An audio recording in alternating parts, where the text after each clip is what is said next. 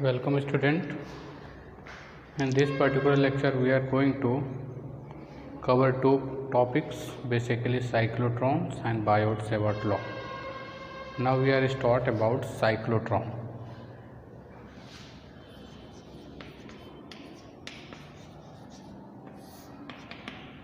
Cyclotron क्या होता है? It is a device which used to energize any ion or charge particles. किसी भी चार्ज पार्टिकल्स को एनर्जाइज करने के लिए जो यूज होता है device, it is known as cyclotrons. Okay, अब चूँकि इसकी ज़रूरत क्या पड़ी, सबसे पहले न्यूक्लियर स्ट्रक्चर को एग्जामिन करने के लिए, जैसे अल्फ़ा पार्टिकल बम्बार्डिंग है तो हाई एनर्जी अल्फ़ा पार्टिकल्स को न्यूक्लियस पे बम्बार्ड कराते थे. उसको एनालाइज करने के लिए इस डिवाइस का यूज़ होता है, क्योंकि अगर एनर्जी प्रोवाइड करना हो अल्फ़ा पार्टिकल्स को तो कैसे प्रोवाइड करेंगे? With the help of this device which is known as cyclotron. इसका स्ट्रक्चर देखते हैं, क्या फिनोमिना होता है, वो सारी चीज़ें एक एक करके डिस्कस करेंगे.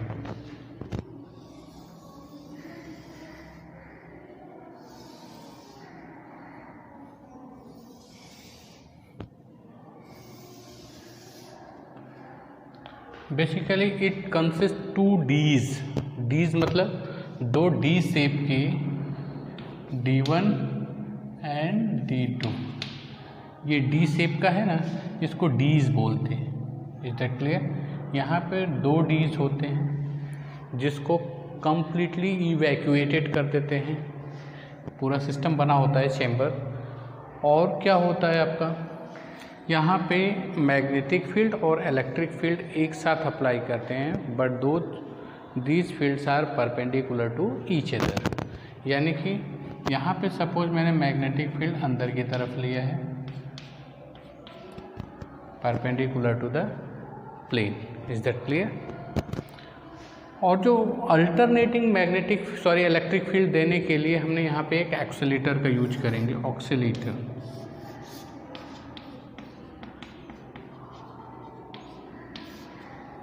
ऑक्सीलेटर हॉरिजॉन्टल डायरेक्शन में वायरिंग इलेक्ट्रिक फील्ड प्रोवाइड करेगा. यानी उसका मैग्नीट्यूड तो सेम होगा, डायरेक्शन क्या करेगा, अपोज करेगा. यानी एक बार इसको प्लस माइनस, फिर प्लस और minus. Is that clear? Magnetic field को डायरेक्शन को कंटिन्यूसली क्या करेगा, रिवर्स करता रहेगा, plus minus plus minus plus minus plus minus, इस तरह से. और जिस भी चार्ज पार्टिकल्स को हमको एनर्जाइज करना होगा, हाई वेलोसिटी प्रोवाइड करना होगा, उसको इन मिड पॉइंट पे रखते हैं. ये कोई भी आयन से या चार्ज पार्टिकल से यहाँ पे रख दिया. जब ये करते हैं, इसको डिवाइस को स्टार्ट करते हैं, तो सबसे पहले मान लो ये चार्ज पॉजिटिव है, तो ऑक्सीलेटर इसको सपोज पहले पॉजिटिव देगा और इसको क्या देगा, negative. That means D2 is at higher potential and D1 is at lower potential. Okay, तो ये पॉजिटिव चार्ज है, सबसे पहले किधर की तरफ मूव करेगा. जैसे ही नेगेटिव को देखेगा पॉजिटिव चार्ज, उसकी तरफ मूव करने की कोशिश करेगा विथ वेलोसिटी v वेलोसिटी के साथ मूव करेगा. अब जैसे वो डीज एरिया में एंटर करेगा, D1 में, ये D1 है, ये D2, तो हम जानते हैं कि whenever a charge particle enters perpendicular to the magnetic field, it's moves along a circular path. इसके पहले मोशन ऑफ चार्ज पार्टिकल्स में मैंने कवर किया था कि किस तरह से वो सर्कुलर मोशन करता है. तो मैग्नेटिक फील्ड क्या करेगी, उसको क्या करेगी, सर्कुलर पाथ में टर्न कर देगी. जैसे यहाँ पे चलेगा, अब ऑक्सीलेटर इसको क्या करेगा, प्लस कर देगा, इसको क्या करेगा बेटा, माइनस कर देगा. अब ये पॉजिटिव चार्ज जैसे नेगेटिव को देखेगा, अब इधर की तरफ मूव करेगा v वेलोसिटी के साथ. जैसे फिर एंट्री मारेगा, फिर ये इसको सर्कल में घुमाएगा. यानी this phenomena is occur repeatedly, लगातार ऐसा होता रहेगा. मैग्नेटिक फील्ड उसको क्या करेगी, सर्कल में घुमाएगी, और इलेक्ट्रिक फील्ड उसको एक्सेलरेशन प्रोवाइड करेगी. Is that clear? Plus minus इस तरह से होगा. जब एनफ एनर्जी हो जाएगी, जितनी डिजायर वेलोसिटी हमको चाहिए, उसको कहीं से एग्जिट करा लेंगे.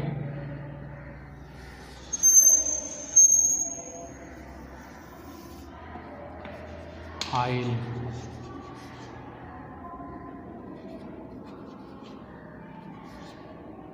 एनर्जेटिक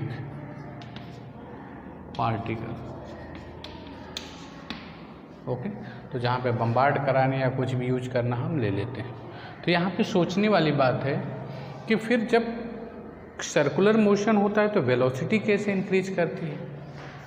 ओके, और दो चीज़ें यहाँ पे, जो फ्रीक्वेंसी ऑफ चार्ज पार्टिकल्स जो होगा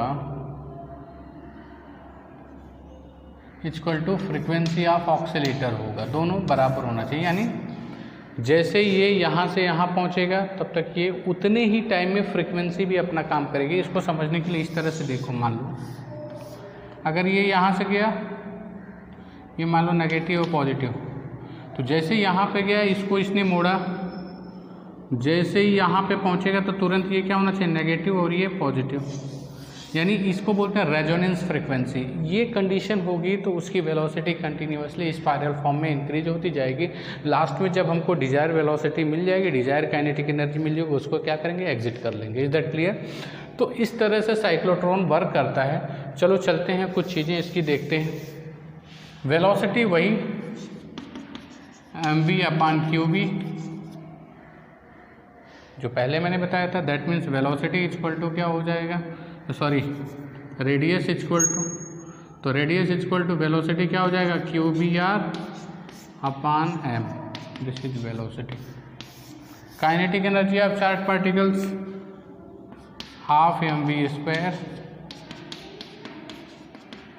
तो half mv², q² b² r²/m² equal to kinetic energy.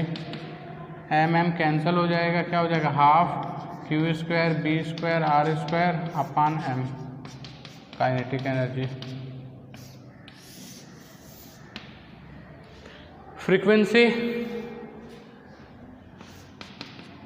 qb/2πm जो पहले मैंने, यहाँ पे आप देखो फ्रीक्वेंसी जो है it is independent of radius, इसमें रेडियस का कोई काम नहीं है। Is that clear? यानी यहाँ से हमको पता क्या चलता है, यानी यहाँ पे देख लो velocity is directly proportional to R, दो चीज़ें, यानी रेडियस जितना इंक्रीज होता जाएगा उसके अकॉर्डिंग प्रोपोर्शनलिटी वेलोसिटी भी इंक्रीज होगा। इसी तरह से स्पाइरल फॉर्म में कंटिन्यूस रेडियस इंक्रीज हो रहा है तो वेलोसिटी उसके प्रोपोर्शन में इंक्रीज होती जाएगी। डिजायर अमाउंट ऑफ वेलोसिटी हमको पता करना होगा, जो भी चाहिए वहाँ पे ले जाके पार्टिकल को एग्जिट कर देंगे। और दूसरी बात, इसका लिमिटेशंस क्या होता है, its velocity is never exceed the velocity of light, यानी उसके नियर अबाउट तक हम ले जाके उतना तक हम क्या कर सकते हैं, एक्सेलरेट कर सकते हैं या हाई वेलोसिटी अचीव कर सकते हैं with the help of cyclotron. और यहाँ पे frequency it is independent of radius. अब चूंकि वेलोसिटी बढ़ती क्यों है ये मैं समझता हूँ, क्योंकि अगर कोई चार्ज पार्टिकल यहाँ से यहाँ तक आता है तो मान लो 1 सेकेंड लग रहे हैं, ओके, पाथ छोटा है, रेडियस कम है सर्कल का, फिर यहाँ से यहाँ तक आएगा, उसको 1 सेकेंड में ही पूरा करना है वो पाथ, यानी पाथ लेंथ तो इंक्रीज हो गई दूसरे राउंड में, लेकिन टाइम उतना ही लेना है, इसलिए उसको क्या बढ़ाना पड़ेगा, वेलोसिटी बढ़ानी पड़ेगी। फिर यहाँ पे पाथ तो लार्जली इंक्रीज हो गया, बहुत ज़्यादा इंक्रीज हो गया, लेकिन टाइम हमको 1 सेकेंड में ही पूरा करना है तो वेलोसिटी और ज़्यादा इंक्रीज करना पड़ेगा। इस तरह से जैसे जैसे स्पाइरल फॉर्म में रेडियस बढ़ती जाती है वेलोसिटी क्या होती है, इंक्रीज होती चली जाती है। तो इस तरह से, इस फेनोमिना से हम किसी भी चार्ज पार्टिकल को एनर्जाइज करते हैं टू फाइंड और एग्जामाइन द न्यूक्लियर स्ट्रक्चर। जैसे आपने अल्फ़ा पार्टिकल बम्बार्डिंग पढ़ा होगा और सारी चीज़ें आपने पढ़ा होगा, या आपने ये भी पढ़ा होगा कि जब एटम बम बनाते हैं तो हाई एनर्जाइज न्यूट्रॉन को क्या करते हैं, बम्बार्ड करें, लेकिन न्यूट्रॉन जो होता है आपका न्यूट्रल पार्टिकल्स है उसको इससे नहीं कर सकते। कोई भी चार्ज पार्टिकल पॉजिटिव या नेगेटिव को हम क्या कर सकते हैं, या आयंस को एनर्जी प्रोवाइड कर सकते हैं with the help of cyclotron. Is that clear? Now we are moving towards next topic, which is Biot-Savart law.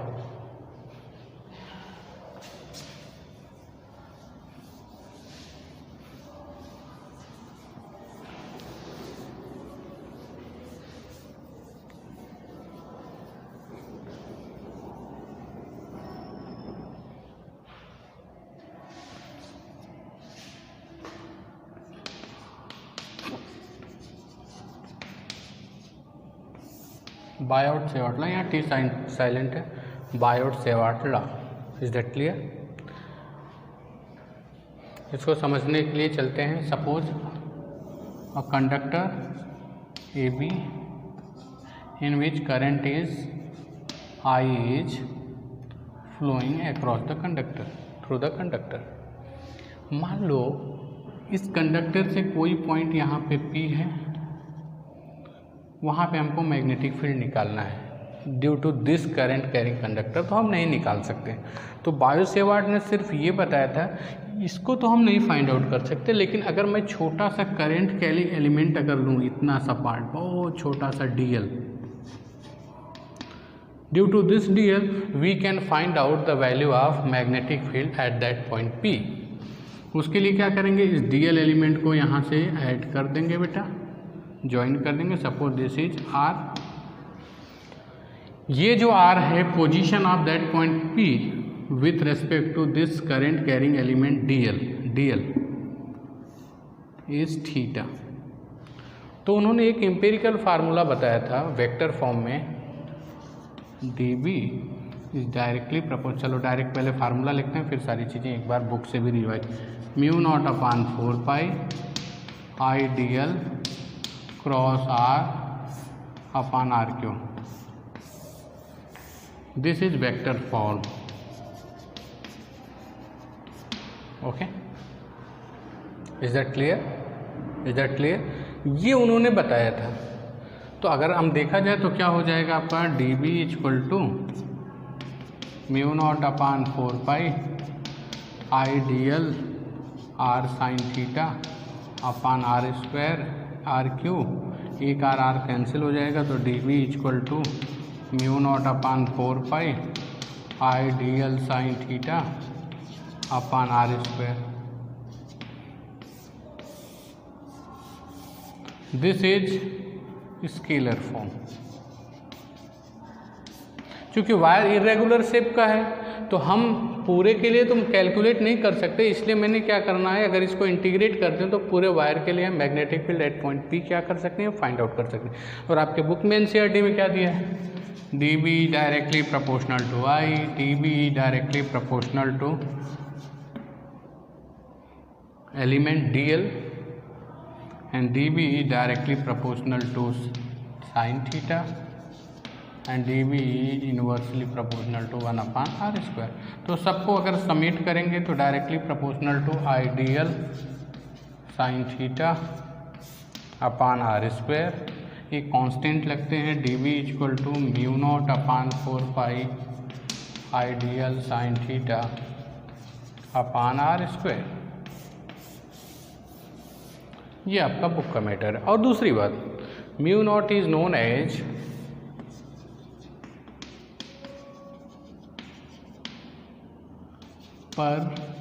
Permeability of vacuum और स्पेस, एंड म्यू नॉट की वैल्यू जो होती है 4 pi into 10 to the power -7 tesla metre ampere inverse. Is that clear? It is all about Biot-Savart law. Is that clear? अब theta का यहाँ पे काम का, यही डिस्टेंस कई जगह पे होती है ना, अगर सेम डिस्टेंस यहाँ पे लोगे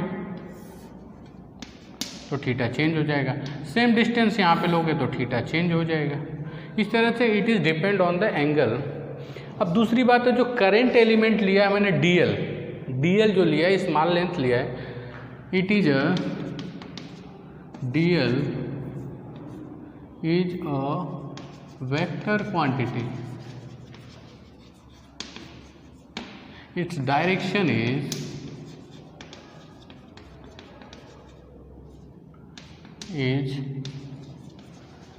along द करंट, यानी जिस डायरेक्शन में करंट फ्लो होता है उसी डायरेक्शन में इसका वही उसका पर्टिकुलर क्या होता है, डायरेक्शन होता है। जैसे एक फिगर और बना देते हैं, थोड़ा क्लियर हो जाएगा। जैसे ये ओके, अगर मेरे को यहाँ पे P ये करंट है बेटा, निकालना है तो ये dl मैंने लिया है, डीएल को मिला दिया। तो अब एंगल क्या होगा, यहाँ पे टेंजेंट ड्रॉ करेंगे, ये डीएल का डायरेक्शन होगा, this one is theta, same condition ideal, is that clear. तो डीएल का डायरेक्शन वही लेते हैं जो करंट का डायरेक्शन होता है। अब चलते हैं थोड़ा सा डायरेक्शन मैग्नेटिक फील्ड कैसे देता है।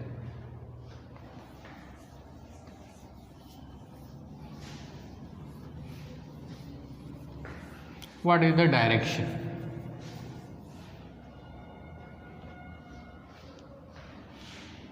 यही फिगर था हमारा, करंट था,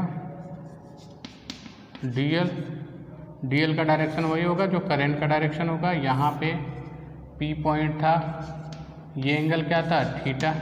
तो यहाँ पे क्या आइडियल क्रॉस आर है बेटा, that means ideal cross R यही तो है dB, mu not upon 4 pi ideal cross R upon R क्यों है। तो डीबी का डायरेक्शन यहाँ पे कैसा होगा, किधर होगा, अंदर होगा, बाहर होगा, लेफ्ट होगा, राइट होगा। तो राइट हैंड थंब रूल से हम क्या करेंगे, फाइंड आउट करेंगे। आइडियल से आर की तरह आप अपने राइट हैंड को क्या कर देंगे, मूव कर देंगे। आइडियल देखो ये डायरेक्शन है, यानी डीएल का डायरेक्शन वही होता है जो करंट का डायरेक्शन होता है, और ये बेटा आर है। तो ideal cross R, ideal cross R, ideal cross R किधर होगा, इनवर्ट टू द पेपर। चलिए स्क्रू लॉ से भी कर सकते हैं। देखो आइडियल ऐसा था और बेटा क्या था, आर ऐसा था। स्क्रू लॉ यानी आइडियल से आर की तरफ घुमाना है हमको स्क्रू को, ऐसे ऐसे आप टाइट करोगे तो स्क्रू किधर की तरफ जाएगा, अंदर की तरफ जाएगा। That means field at that point P is invert to the paper. Is that clear. इस तरह से फाइंड आउट करते हैं आप magnetic field due to current carrying conductor. Is that clear. अगर आप इरेगुलर शेप का है तो यहीं पे इंटीग्रेट कर दोगे dB को mu not upon 4 pi ideal sine theta upon R square. Is that clear. That means हमको क्या मिल जाएगा, B equal to mu not upon 4 pi ideal sine theta, जो भी लिमिट दी होगी उसके ऊपर इसको क्या करेंगे, इंटीग्रेट कर देंगे। Is that clear. It is all about Biot Savart law. Next period में हम चलेंगे इसके बाद magnetic field due to current carrying loop. Is that clear. Okay, thank you. आज के लिए इतना ही।